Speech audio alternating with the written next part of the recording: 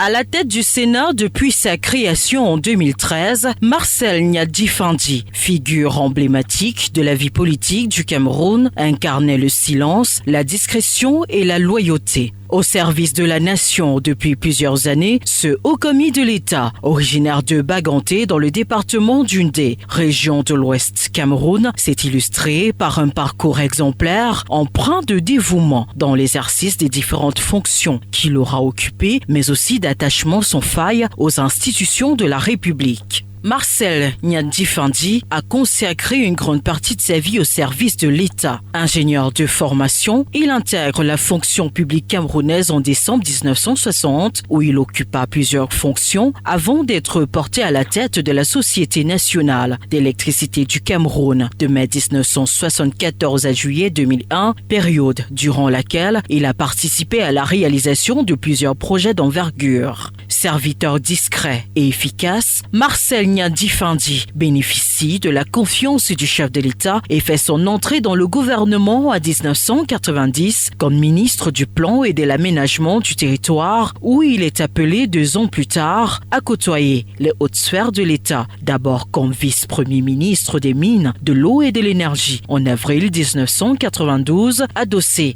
à une brillante carrière politique où il sera élu tour à tour député du RDPC dans le département d'Undé, maire de la commune de Baganté, sénateur RDPC, puis président de la Haute Chambre du Parlement le 12 juin 2013, un choix de raison et de loyauté. Deuxième personnalité de la République, Marcel Nyadi Fandi a contribué avec discrétion et dévouement à la stabilité des institutions, aux côtés du président de la République Paul Biya, mais aussi incarné la maturité politique en assurant de nombreuses victoires au RDPC en tant que militant engagé et profondément attaché aux idéaux du parti. Ce serviteur loyal au parcours inspirant quitte la scène politique à l'âge de 92 ans en laissant un héritage saisissant, celui de la discrétion, bien plus de la loyauté aux institutions de la République.